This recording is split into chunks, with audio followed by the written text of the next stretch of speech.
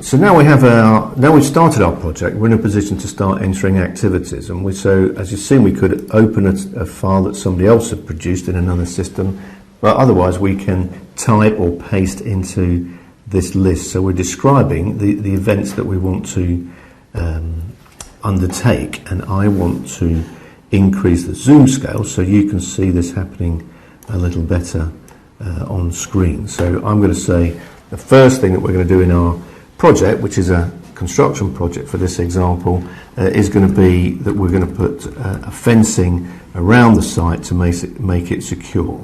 And I'm going to say how long it's going to take us to carry out this operation.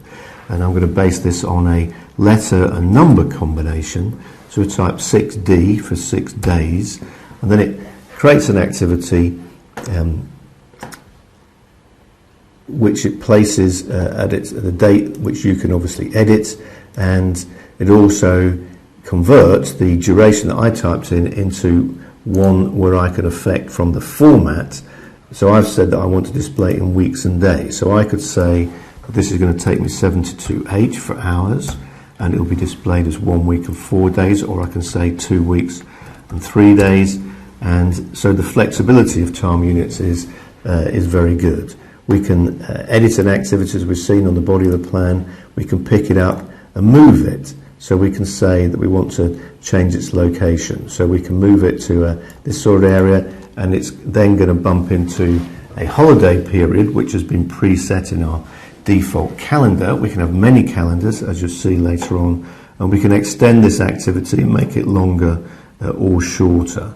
So that's how we can edit an activity on the body of the plan, both in creating and editing. So when I move this activity, either by the dates or by the graphic on screen, it does not put an imposed start date on, as you would find if you'd use other systems like Microsoft Project, which can lead to difficulties in scheduling later on.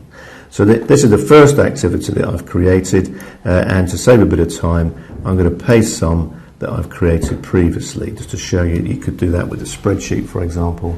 And so on the body of the plan, I'm then going to say, well, it's going to take me maybe 3 weeks to do the demolition, although that's coming across the Easter period, so that's actually been extended in its end date. Then after we've finished that, we've got a period of excavation. We've got a shorter period where we're going to do some drains, followed by some work on manholes, and we're going to have a foundation process, and that's brought some more holiday periods into display. We don't have to show the weekend periods that are also there. We've suppressed those at a different appearance to the public holidays, so you get to choose those. And finally, we've got an activity called end of phase, and I can take an activity and I can shrink it down so that it's got no duration at all, and that's a milestone. And so we can, or we could just write, if I select that task and delete it, so we could right mouse click at a particular point, and we could insert a milestone at any point. So you can create activities very, very quickly by typing in the table or by drawing on the body of the plan. But once you've created the activities, hopefully you would go at least 1 or 2 steps further. In particular, that you would say that there was some logical sequence to these events on screen. So we could either have a long list at the beginning, or we can sketch them out where we think they go. But if we wanted to say, well, we do have to finish the fencing before we can start any demolition work. And in Power Project, whilst you can edit it, the links in columns, and you can do it on in tables, and most people find the best way of doing it is by drawing it on the body of the plan, because in doing so, you're also introducing the link type and the link lag. So when the cursor, if you take the cursor near the edge of an activity, you get a little pop-up box. The cursor changes shape, and this box shows you where the cursor is and what the lead and lag will be when you create a link. So when you're ready to create a link, you hold down the mouse button and drag along, and you're looking to find the other end for this logic link. So I'm saying that the demolition can start as soon as the fencing is finished. And in the same way, we'll say when the demolition is finished, we can start the excavation, But where it comes to the drains, we don't have to wait for the excavation to finish. We can say when we've done the first 5 days of the excavation, so we can position the cursor where we want the link to start, we pull away and that link starts at that position.